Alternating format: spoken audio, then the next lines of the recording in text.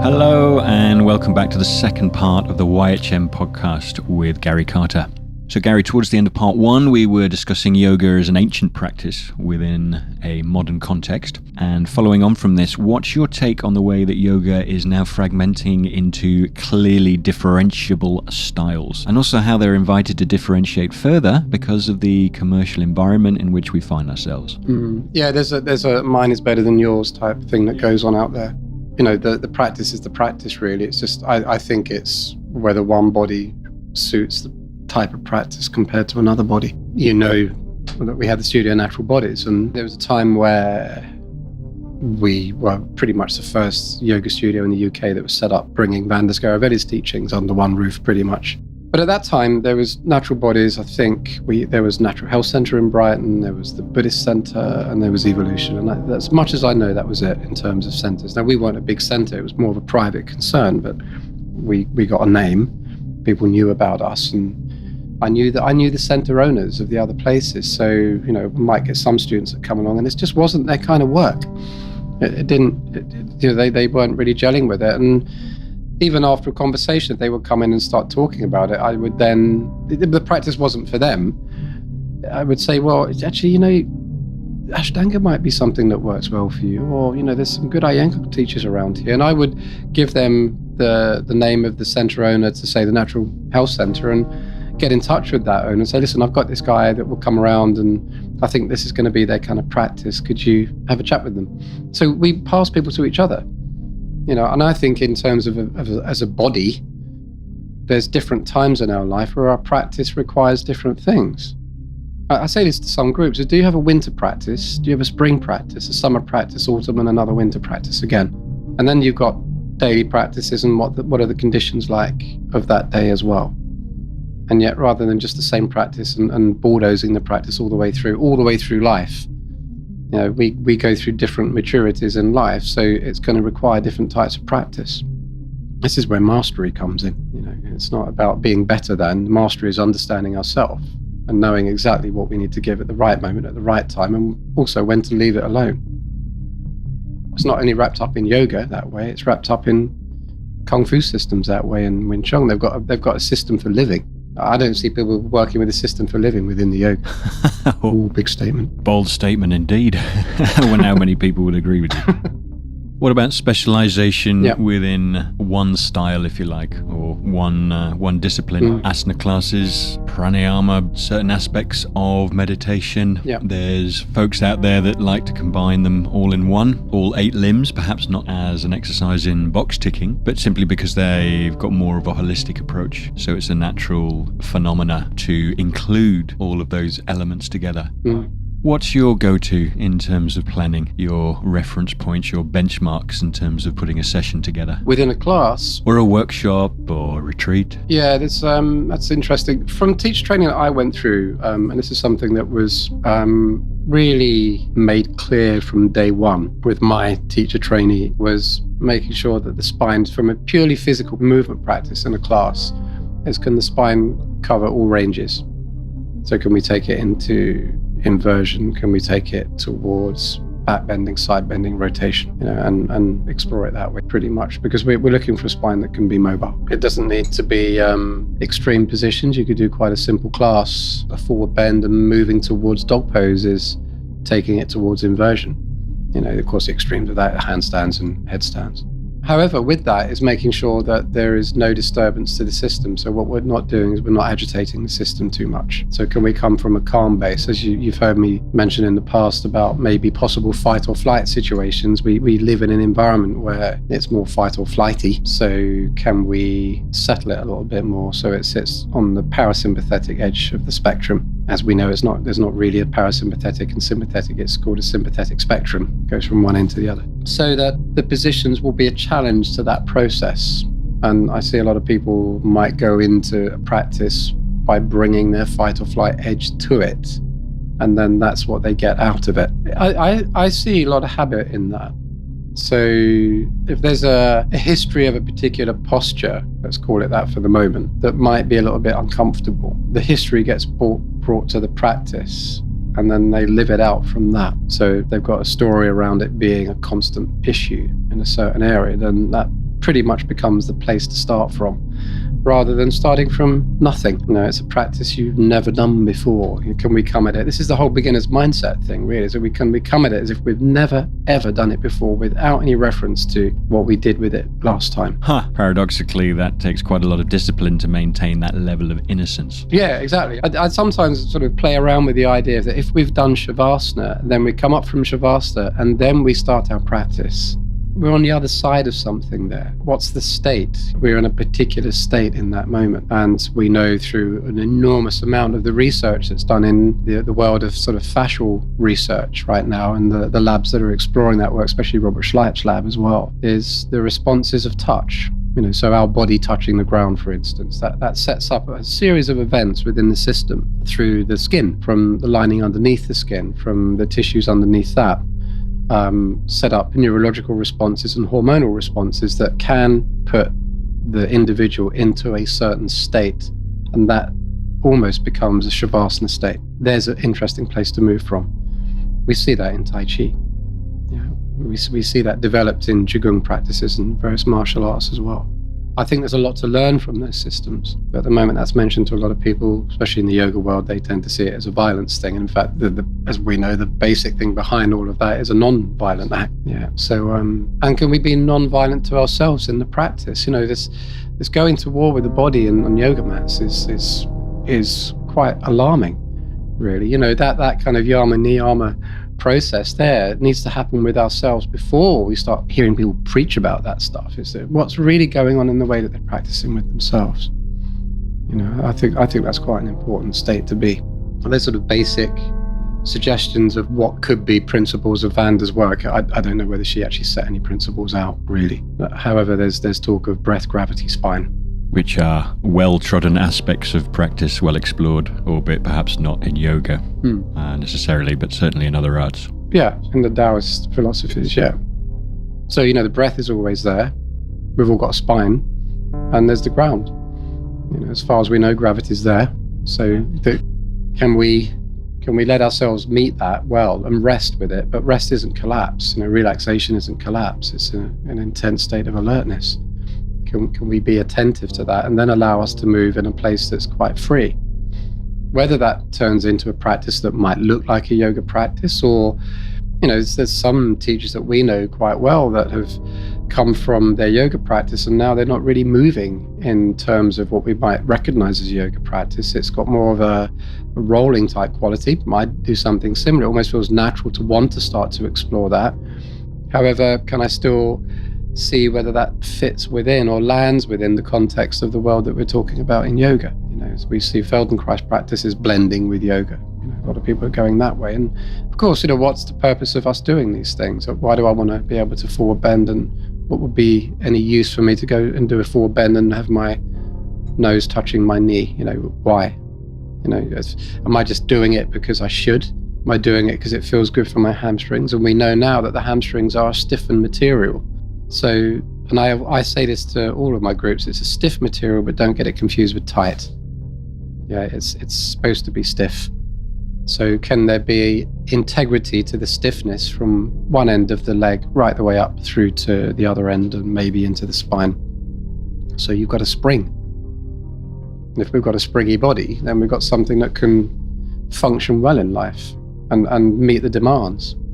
Howard Napa talks about rapid mobility, so that we maintain our health all the way through our life. We get to the end and then we drop off, rather than getting to a certain point and then we've got a long time of ill health and then we're just keeping the NHS busy and stuff like that because we're unhealthy. Now, I know things happen. However, can we create the conditions in our structure, our body, ourself, so that these things don't really take hold, and we find a way to take care of that ourselves?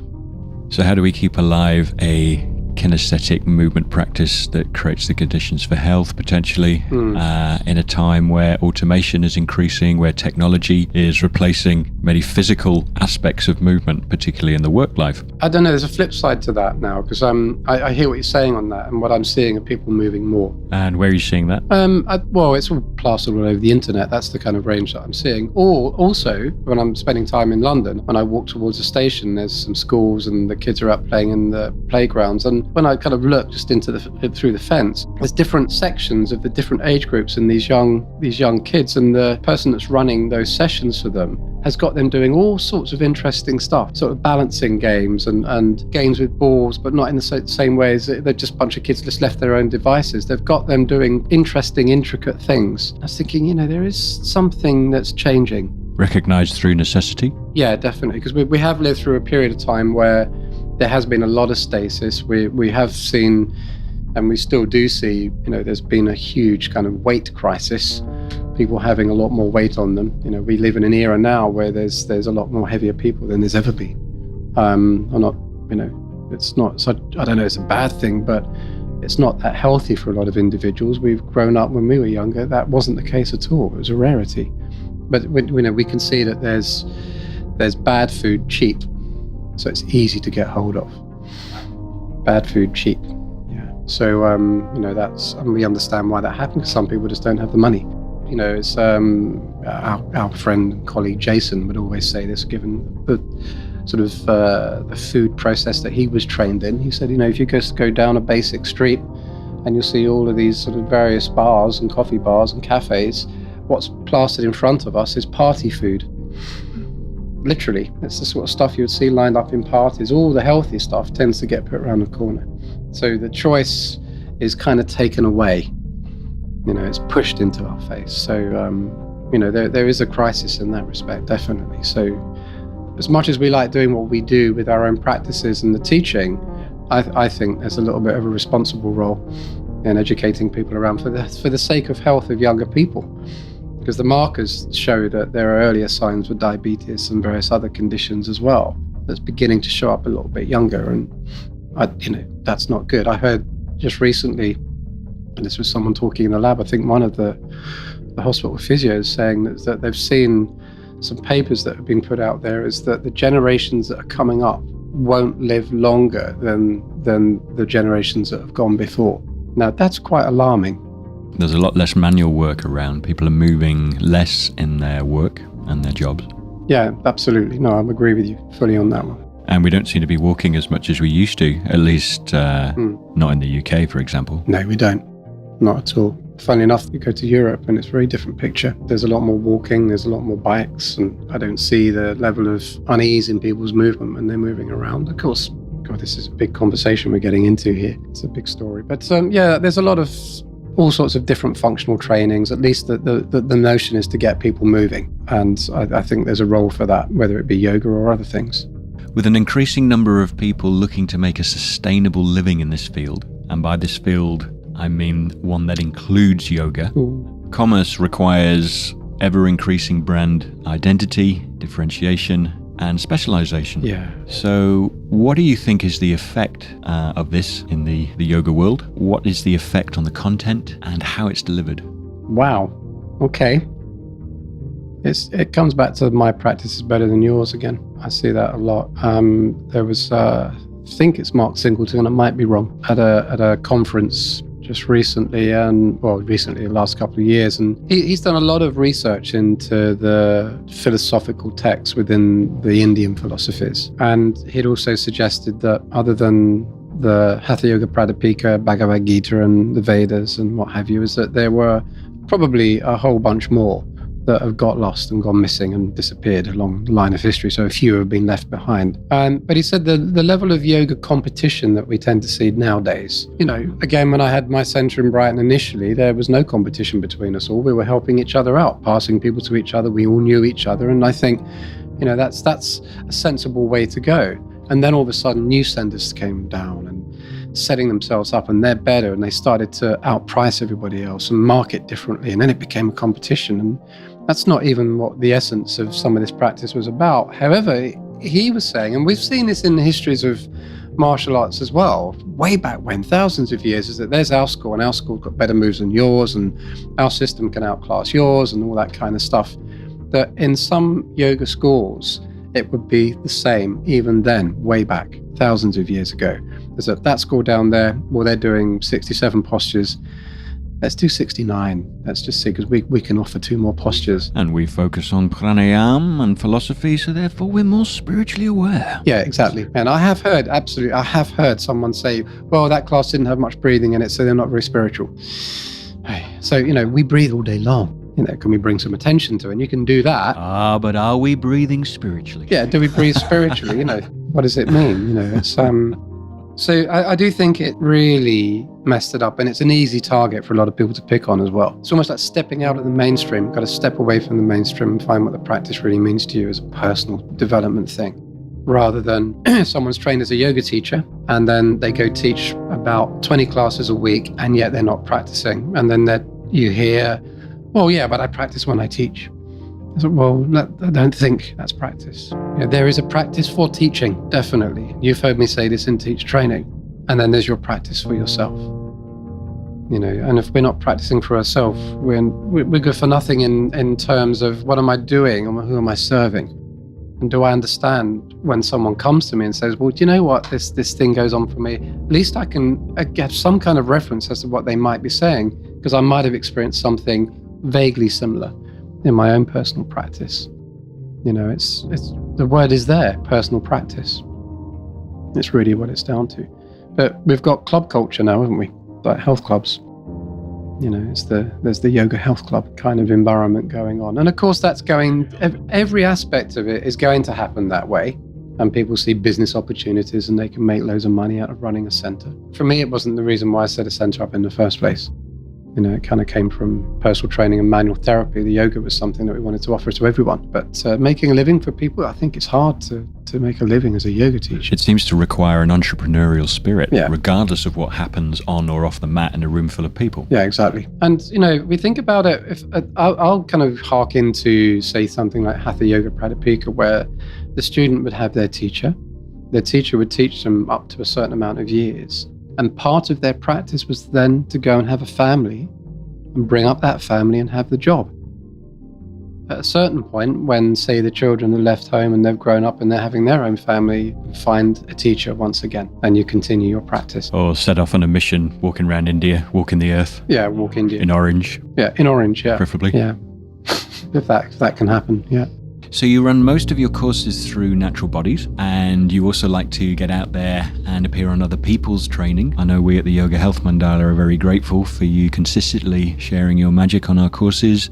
I know that you appear on our friend and colleague Dot Bowen on her yoga teacher training, plus quite a few others. What is it about these other courses that draws you to take part? Oh, I love the environment. I think immediately walking into that environment, and also the special side of that is I'm with you guys. So first of all, it's a privilege to be asked to come and teach on your course. So that's a kind of I feel proud to be able to be involved. But it's great to be able to share that work in a condensed environment, because everyone's there for that period of time. So the focus is solely on that. So their attention is already there, and the environment creates the learning. You guys have created an environment for learning. So to be able to land in that and deliver to it is it kind of makes the job easier. Not that it's ever difficult, but it becomes quite smooth. It's sort of seamless in that respect. Plus the fact we're all on the same page, so I can drop in at a much deeper level when I start delivering the stuff that I'm talking about, because you guys are there and you've been bringing that work to these students anyway. So it dovetails quite nicely. And that's, I love being there, love the environment, and it feels great. And there's always attentive, interested and interesting students.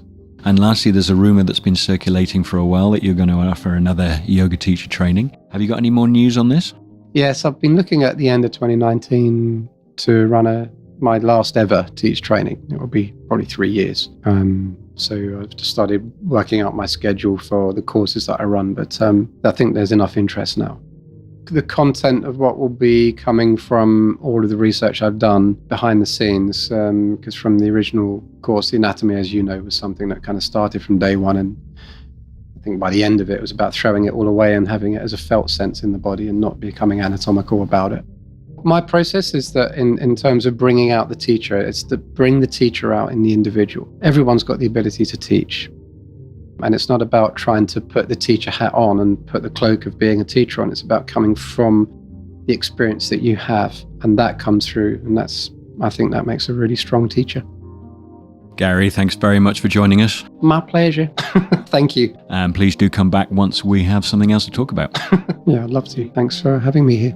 And if you'd like more information on Gary Carter and natural bodies, head over to naturalbodies.co.uk. And for more information about Gary teaching on the YHM courses, head over to yogahealthmandala.co.uk. Thanks very much for joining us, and we'll see you next time.